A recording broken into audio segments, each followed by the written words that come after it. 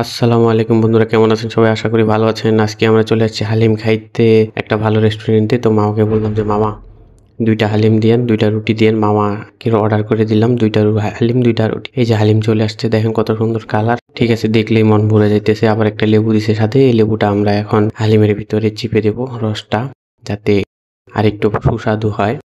দেখেন বেরেস্তাটা হালিমের মধ্যে দিছে। মামা রুটি নিয়ে চলে আসছে। এই যে রুটিটা অনেক সফট, ঠিক আছে। রুটিটা এত সুন্দর যে মনে করেন যে একটু মিষ্টি মিষ্টি টাইপের আর কি, এরকম করে বানাইছে। তো হালিমের দেখেন এই যে মাংসের পিস, একবারে সলিড মাংস, কোনো কিছু নাই এখানে, শুধু মাংস পিস। হ্যাঁ, এই যে হালিমটাও খাচ্ছে।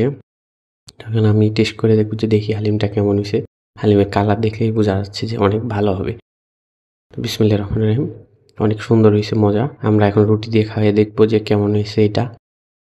না, সত্যি অসাধারণ, অনেক মজা হয়েছে হালিমটা। ঠিক আছে, যেমনটা শুনছিলাম ঠিক তেমনটাই।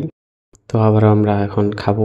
এই যে দেখেন অনেক মজা, এত সুন্দর হয়েছে কালারটা, দেখলেই খাইতে মন যেতেছে। সত্যি কথা বলতে মানে কি বলবো, এই হালিমের মধ্যে যে কি মশলাটা ব্যবহার করছে ওনারা একমাত্র তারাই জানে। এই যে দেখেন ও বন্ধু খাইতেছে, ও খাইতে খাইতে ওর পানির পিপাসা হয়ে গেছে, পানি খেয়ে নিল একটু। তো বন্ধুরা, ভিডিওটা ভালো লাগলে লাইক করবেন, শেয়ার করবেন, আর সবাইকে ধন্যবাদ। ভালো থাকবেন।